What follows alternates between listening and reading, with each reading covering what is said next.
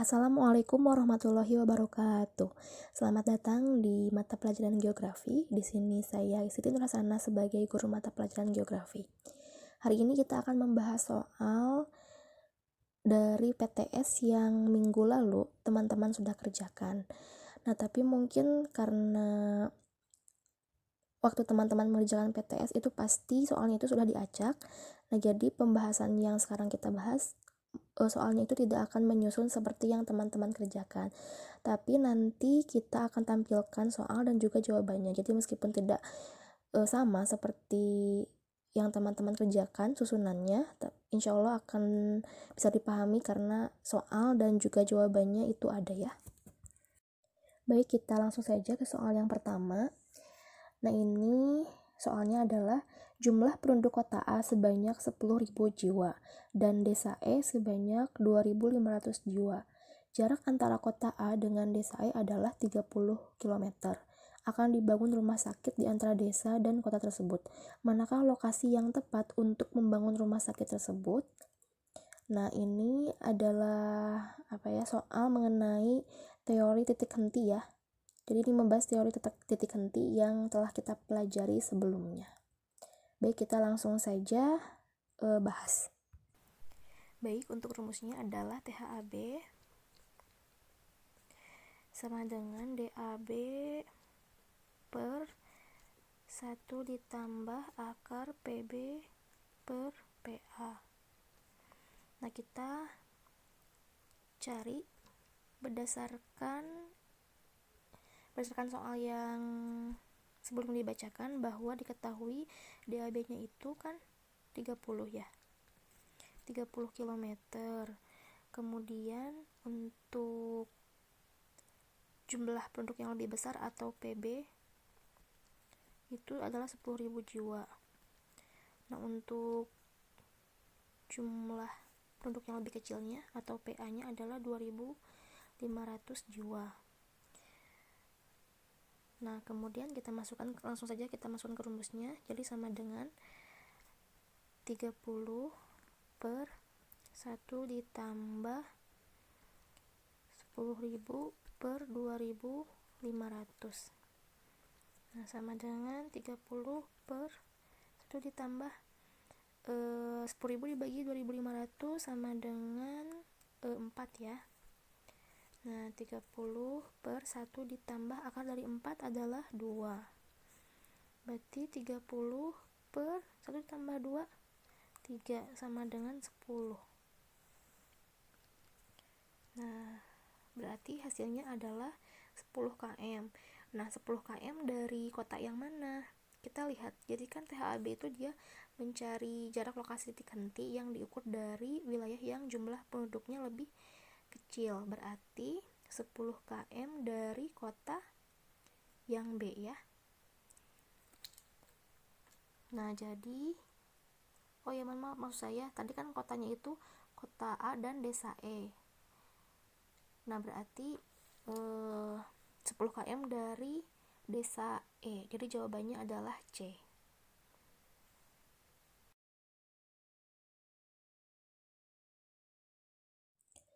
Kita ke soal yang kedua.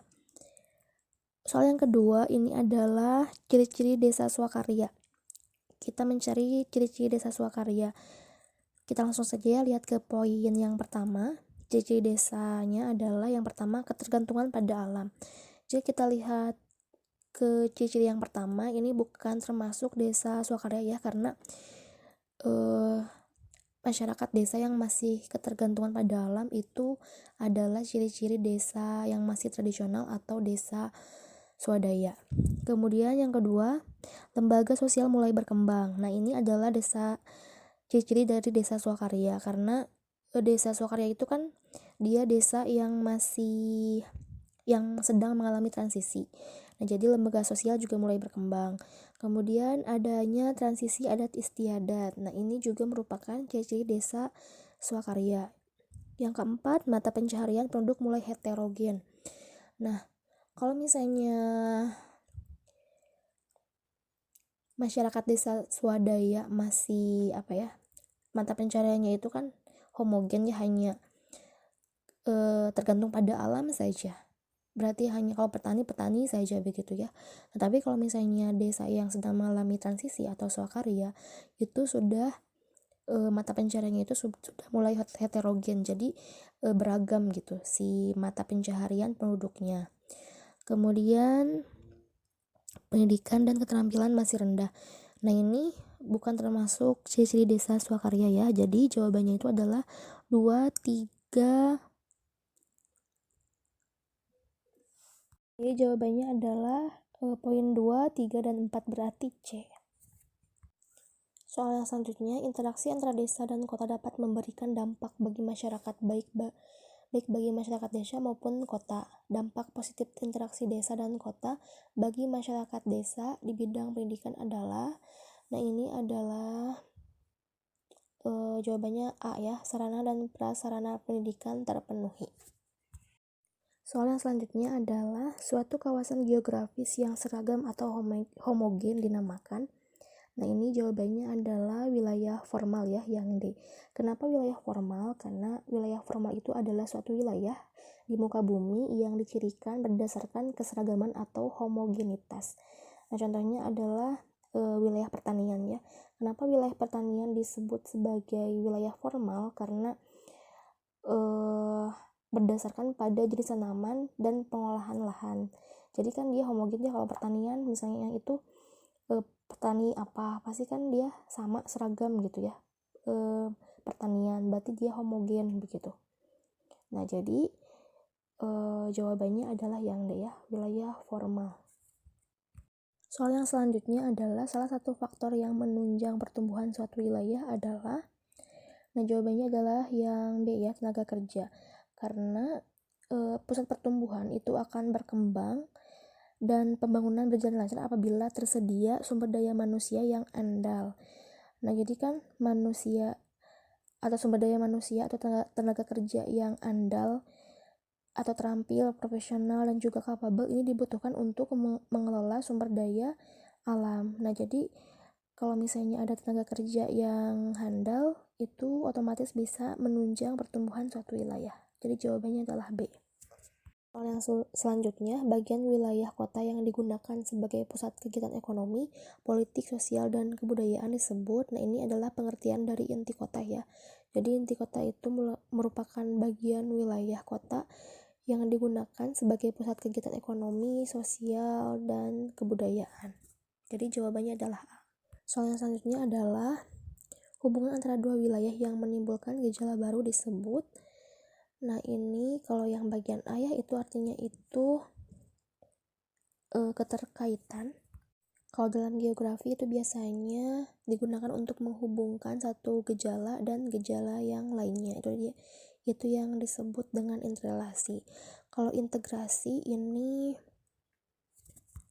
penyatuan atau pembauran sehingga menjadi satu kesatuan yang bulat atau utuh begitu. Jadi integrasi itu penyatuan ya atau pembauran. Nah, kalau interaksi, nah ini adalah jawabannya. Jadi jawabannya adalah interaksi. Interaksi itu adalah hubungan antara dua wilayah yang menimbulkan gejala baru. Jadi kan interaksi itu dia interaksi yang menimbulkan merupakan hubungan timbal balik yang memiliki dampak begitu. Jadi ada efeknya, ada pengaruhnya sehingga menimbulkan gejala baru. Itu yang disebut dengan interaksi. Kalau interdependensi itu artinya adalah saling ketergantungan. Kalau misalnya intermediasi itu dia adalah penghubung atau perantara. Jadi jawabannya yang C ya. Soal yang selanjutnya adalah meningkatnya arus urbanisasi memberi dampak positif dan negatif bagi desa maupun kota. Dampak negatif bagi desa adalah, nah jadi ya yang namanya urbanisasi itu kan dia perpindahan penduduk dari daerah pedesaan ke daerah perkotaan. Nah, kondisi ini membuat jumlah tenaga kerja produktif di desa itu berkurang karena tenaga kerja muda itu dia bekerja di kota gitu. Nah, sehingga itu merupakan dampak negatif bagi desa karena kekurangan tenaga kerja muda. Jadi jawabannya adalah D. Baik, kita ke soal yang selanjutnya. Nah, ini soalnya sangat panjang ya. Nah, jadi sengaja saya membuat soal yang panjangnya seperti ini karena ini untuk membiasakan nanti model soal AKM ya. Nah, jadi kan nanti untuk ujian nasional itu akan digantikan dengan AKM. Nah, pola soalnya itu panjang-panjang seperti ini. Jadi untuk berlatih kita menggunakan soal yang lebih panjang dari biasanya ya. Nah, untuk soal ini membahas mengenai klasifikasi desa menurut perkembangannya. Nah, jadi kan desa menurut perkembangannya itu ada 3 ya, ada desa swadaya yang masih tradisional, kemudian desa swakarya yang transisi, dan juga desa swasembada yang sudah maju. Nah, kita lihat ini kira-kira desa apa. Kita baca dulu ya soalnya. Desa Tiwuriwu, Kecamatan Aimere, Kabupaten Ngada, Nusa Tenggara Timur, memiliki kampung yang sangat unik bernama Kampung Bena. Nah, Kampung Bena terletak di puncak bukit dengan view Gunung Inere. Keberadaannya di bawah gunung merupakan ciri khas masyarakat lama pemuja gunung sebagai tempat para dewa. Nah, menurut penduduk kampung ini, mereka meyakini keberadaan Yeta, dewa yang bersinggasana di gunung ini yang melindungi mereka. Umumnya, penduduk Bena, pria dan wanita, bermata pencaharian sebagai peladang. Untuk kaum wanita masih ditambah dengan bertenun. Kampung ini sama sekali belum tersentuh kemajuan teknologi. Nah, kira-kira ini ciri-ciri dari desa apa? Sudah kelihatan ya, ini desa apa? Kita lanjutkan. Menurut catatan pemerintah Kabupaten Ngada, Kampung Bena diperkirakan telah ada sejak 1200 tahun yang lalu. Hingga kini pola kehidupan masyarakatnya tidak banyak berubah, di mana masyarakatnya masih memegang teguh adat istiadat yang diwariskan oleh nenek moyang mereka. Nah, jika dari deskripsi ini bisa dilihat bahwa Kampung Bena ini dia masih sangat tradisional. Dia belum tersentuh teknologi, kemudian dia juga masih memegang teguh tradisi yang diwariskan oleh nenek moyang mereka. Kemudian mata pencahariannya juga homogen. Nah, berarti dengan ciri-ciri tersebut dapat dipastikan bahwa desa Bena ini Kampung Bena ini merupakan ciri-ciri dari desa swadaya ya, yang masih tradisional atau yang belum tersentuh gitu. Jadi masih sangat tradisional, masih memegang adat, masih bergantung pada alam. Kemudian juga pola kehidupannya juga tidak banyak berubah ya, tidak mengalami transisi. Berarti ini adalah desa swadaya. Berarti jawabannya adalah C. Baik, yang selanjutnya adalah soal tentang klasifikasi wilayah. Nah, sebelumnya saya pernah menjelaskan ya klasifikasi wilayah, cuman waktu itu saya lupa menjelaskan dari teori siapa. Ini materi dari pertemuan kedua di mata pelajaran geografi ya. Nah, waktu itu saya menjelaskan tentang klasifikasi wilayah, ada 3 ya, wilayah formal, fungsional, dan vernakuler. Nah, itu adalah pendapat atau teori dari Richardson, Haggard, Clip, dan juga Frey. Nah, deskripsi yang di sini ini menunjukkan kota Pekalongan sebagai wilayah apa gitu ya dari klasifikasi tersebut. Nah, kita lihat. Nah, deskripsi ini menjelaskan kalimat yang pertama adalah kenapa kota Pekalongan dijuluki kota batik. Nah, ini kan sudah ada pergambarannya ya, dijuluki kota batik. Nah, baik, kita baca dulu saja ya. Nah, pernahkah terbayang kenapa kota Pekalongan dijuluki kota batik? Batik adalah, saya ulangi, batik telah mendarah daging bagi warganya. Mereka menggunakan batik dalam kehidupan sehari-hari. Jantung kehidupan kota Pekalongan adalah batik. Industri batik menggerakkan lebih dari 1.000 keluarga untuk bertahan hidup. Industri ini sendiri semacam turun-temurun. Sebagai bisnis yang paling maju, banyak sekali dibukai gerai batik yang biasanya memiliki 1 orang ataupun sebuah keluarga. Ada juga terdapat pasar terbesar dan terlengkap yang menjual serba-serbi batik yang bernama Pasar Grosir Setano. Di sini menyediakan batik untuk tidur, ada juga bahan sutra, tas sandal, kemudian spray, blus, rajutan, dan apapun itu dapat Anda temukan di sini. Jika Anda ingin mengetahui sejarah atau pembuatan batik, maka Anda dapat berkunjung ke Museum Batik. Di museum ini terdapat berbagai macam koleksi batik dari batik zaman Belanda sampai batik kontemporer. Jika Anda berkenan untuk untuk belajar membatik, maka ada workshop yang dapat Anda ikuti di sini. Jika Anda ingin melihat kreasi batik dari pengrajin batik, itu akan ditampilkan pada festival batik yang dilaksanakan setiap tahunnya. Segala tentang batik begitu lengkap di sini. Tak heran apabila kota Pekalongan dijuluki sebagai kota batik. Wah, ini deskripsi ini menjelaskan kenapa kota Pekalongan dijuluki sebagai kota batik.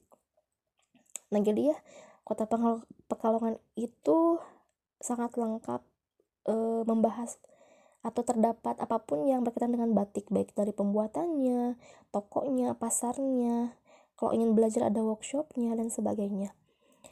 Nah, dengan kata kunci saja ya, ini bisa tanpa kita harus membaca, tapi dengan hanya melihat kalimatnya, kota Pekalongan dijuluki sebagai kota batik, ini sudah bisa ditebak bahwa kota Pekalongan ini adalah wilayah vernakuler. Kenapa? Karena kan wilayah vernakuler itu dia wilayah yang adanya di pikiran jumlah orang yang besar. Jadi wilayah formal itu dia nggak punya batas, atau maksudnya tidak punya batas yang resmi atau jelas gitu.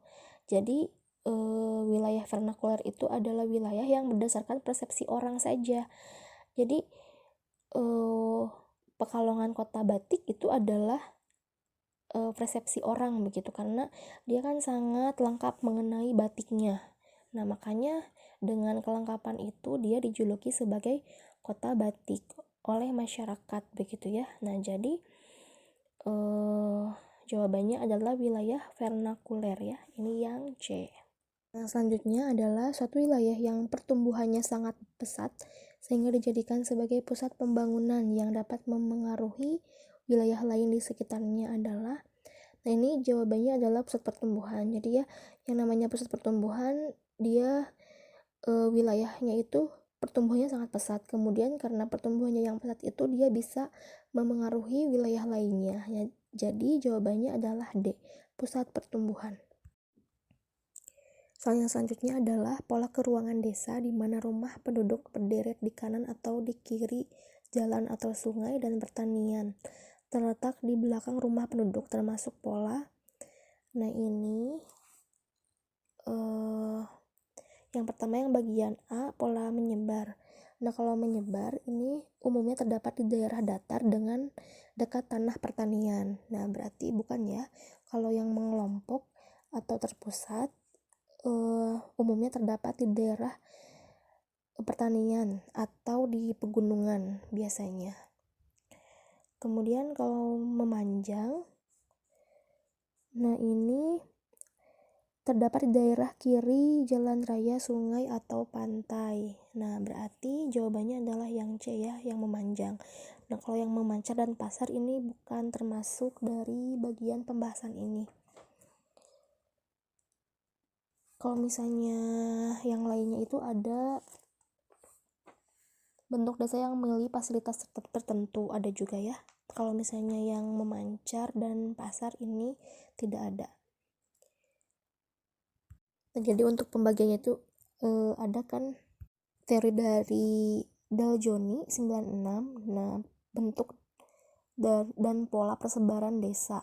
Nah, dibedakan atas yang pertama itu adalah bentuk desa yang menyusuri pantai, kemudian yang terpusat seperti yang dijelaskan sebelumnya, kemudian desa yang memanjang, dan juga desa yang mengelilingi fasilitas tertentu. Nah, kalau dari soal ini Jawabannya itu adalah yang C ya, yang memanjang. Selanjutnya adalah berikut ini yang merupakan dampak positif dari interaksi desa kota bagi kota adalah. Nah, jadi ya untuk interaksi desa dan kota ini pasti menimbulkan dampak baik yang negatif maupun positif bagi kota maupun bagi desanya. Nah, ini yang dicari adalah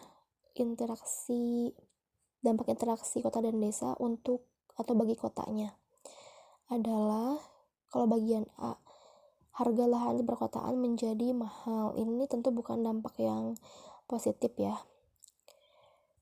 Meskipun ini memang benar adalah dampak dari interaksi desa dan kota, tapi ini bukan yang positif.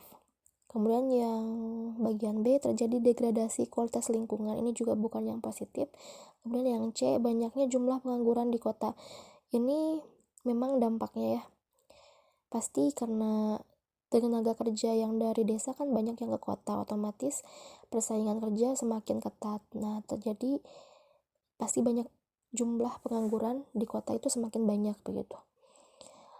Kemudian banyaknya lapangan pekerjaan di kota ini juga bukan. Nah, yang terakhir adalah terpenuhinya kebutuhan bahan pangan masyarakat kota. Nah, ini merupakan jawaban yang benar ya. Karena apa? Karena kan masyarakat desa itu bisa mendistribusikan hasil atau produksi di daerah mereka ke kota. Nah, sehingga kebutuhan bahan pangan di masyarakat kota itu bisa terpenuhi. Soal yang selanjutnya, perbedaan sumber daya alam menjadi salah satu faktor terjadinya interaksi antara desa dan kota.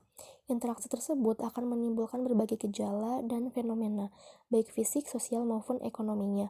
Kurangnya bahan pangan menjadi dampak negatif bagi penduduk desa, memengaruhi kehidupan kota. Hal tersebut terjadi karena ini jawabannya adalah yang D ya, banyaknya lahan yang ditinggalkan oleh masyarakat. Nah, jadi karena tenaga kerja produktif yang di desa itu, karena dampak dari adanya interaksi desa kota, dia banyak yang bekerja di kota, sehingga desa itu kekurangan tenaga produktif gitu, kekurangan tenaga kerja muda. Nah, sehingga banyaknya lahan yang ditinggalkan oleh masyarakat. Jadi lahan yang ada di desa itu karena tidak ada tenaga kerja produktif, jadi tidak terurus begitu. Jadi banyak lahan yang ditinggalkan atau tidak dikelola lagi karena masyarakatnya lebih senang bekerja di kota. Nah, dampaknya adalah penduduk desa jumlah produksi bahan pangannya itu akan berkurang karena kan lahannya tidak digarap atau ditinggalkan. Nah, otomatis memengaruhi kehidupan kota. Jadi untuk bahan pangan di kota juga akan berkurang karena dari desanya juga tidak banyak memproduksi begitu ya. Nah, ini jawabannya berarti yang D ya, banyaknya lahan yang ditinggalkan oleh masyarakat. Soal yang selanjutnya adalah bentuk desa di wilayah pegunungan dihuni oleh penduduk yang berasal dari keturunan yang sama, sehingga umumnya semua warga masyarakat di daerah itu adalah keluarga atau kerabat. Bentuk desa itu berpotensi besar untuk berkembang secara luas. Pola pemukiman penduduk di daerah itu adalah, nah jadi yang ditanyakan adalah pola pemukiman penduduk ya. Ini masih pembahasan menurut teori Daljoni yang sebelumnya dibahas mengenai pola persebaran desa. Nah, seperti yang dibahas sebelumnya kan bahwa kalau desa yang dia biasanya di wilayah pegunungan itu adalah desa yang terpusat begitu ya. Berarti jawabannya adalah yang A, desa yang terpusat atau yang mengelompok ya. Soal yang selanjutnya adalah meningkatnya pendapatan masyarakat, timbulnya fasilitas perkotaan, perbengkelan, dan pedagang kaki lima merupakan pengaruh pusat pertumbuhan terhadap. Nah, ini kalau kita lihat poin-poinnya ya, poin-poin inti yang terdapat pada soalnya, ini semuanya menyangkut aspek ekonomi. Jadi kan ada pendapatan masyarakat, kemudian perbengkelan, pedagang kaki lima, ini berkaitan dengan aspek ekonomi. Berarti jawabannya adalah yang C ya, perkembangan ekonomi masyarakat. Jadi dengan adanya pusat pertumbuhan ini bisa berdampak pada perkembangan ekonomi masyarakat. Nah, jadi dengan adanya wilayah pertumbuhan akan banyak pedagang kaki lima, kemudian pendapat masyarakat juga akan meningkat. Terus dibangunnya juga rumah-rumah kos, kemudian ada juga perbengkelan. Nah, ini merupakan aspek ekonomi ya. Jawabannya adalah C. Soal selanjutnya, desa adalah kesatuan masyarakat hukum yang memiliki batas wilayah yang berwenang untuk mengatur dan mengurus urusan pemerintahan, kepentingan masyarakat setempat berdasarkan prakarsa masyarakat, hak asal-usul dan atau hak tradisional yang diakui dan dihormati dalam sistem pemerintahan Negara Kesatuan Republik Indonesia. Pengertian tersebut dikemukakan dalam, ini merupakan pengertian desa dalam Undang-Undang tentang desa ya. Nah, undang-undangnya itu nomor 6 tahun 2014. Berarti jawabannya adalah B. Soal yang selanjutnya ini masih tentang yang telah dibahas sebelumnya ya, tentang klasifikasi wilayah. Kita baca dulu soalnya. Nah, kota Bandung berada di cekungan menyerupai mangkok raksasa. Luas cekungan itu mencapai 350.000 hektar dan idealnya 250.000 hektar diantaranya adalah kawasan lindung untuk menahan limpasan air dari hulu Sungai Citarum. Dari jumlah itu, kawasan lindung di cekungan Bandung tersisa 19%. Salah satu kawasan yang dianggap penting di cekungan adalah kawasan Bandung Utara atau KBU yang mencakup Kota Bandung, Cimahi, Kabupaten Bandung, Kabupaten Bandung Barat, dan Kabupaten Sumedang. Peraturan Daerah Nomor 1 Tahun 2008 tentang pengendalian pemanfaatan kawasan Bandung Utara atau KBU yang kemudian dengan Perda Nomor 2 Tahun 2016 berupaya melindungi KBU dengan mengharuskan pembangunan fisik hanya 20% dari luas lahan dan sisanya untuk ruang terbuka hijau serta resapan air. Nah, berdasarkan deskripsi di atas, kawasan Bandung Utara atau KBU termasuk dalam wilayah. Nah, jadi ini ya, tadi ada wilayah formal, fungsional, vernakuler. Nah, ini termasuk daerah yang mana? Nah, berdasarkan deskripsinya, jadi kan KBU ini merupakan daerah yang sangat penting ya. Kenapa penting? Karena daerah KBU ini merupakan daerah resapan air. Nah, agar tidak terjadi banjir, itu kan diperlukan daerah resapan air ya. Apalagi di Bandung itu kan bisa terkena limpasan air dari hulu Sungai Citarum. Dengan posisi Bandung yang seperti cekungan itu kan, yang seperti mangkok besar, itu sangat berpotensi untuk terjadinya banjir. Nah, daerah KBU ini merupakan daerah resapan yang tentunya sangat penting karena bisa mencegah banjir. Nah, jadi berdasarkan itu kan dia mempunyai fungsi ya. Daerah KBU ini memiliki fungsi. Nah, sehingga termasuk dalam wilayah fungsional. Jadi jawabannya itu adalah B ya. Jadi wilayah, kalau misalnya tadi dibahas bahwa wilayah formal itu wilayah yang memiliki suatu homogenitas dan wilayah vernakuler yang adanya di pikiran masyarakat atau berdasarkan persepsi masyarakat. Nah, kalau wilayah fungsional ini adalah wilayah yang memiliki fungsi tertentu begitu. Nah, daerah KBU ini memiliki fungsi sebagai daerah resapan, sehingga jawabannya adalah KBU ini sebagai wilayah fungsional. Berarti B ya. Soal yang selanjutnya ini masih sama ya deskripsinya dengan soal yang sebelumnya, cuman yang ditanyakannya itu berbeda. Yang ditanyakannya adalah berdasarkan perwilayahan secara fungsional, kawasan Bandung Utara atau KBU termasuk dalam daerah. Nah, jadi kan kalau yang tadi itu ditanyakannya itu termasuk wilayah apa?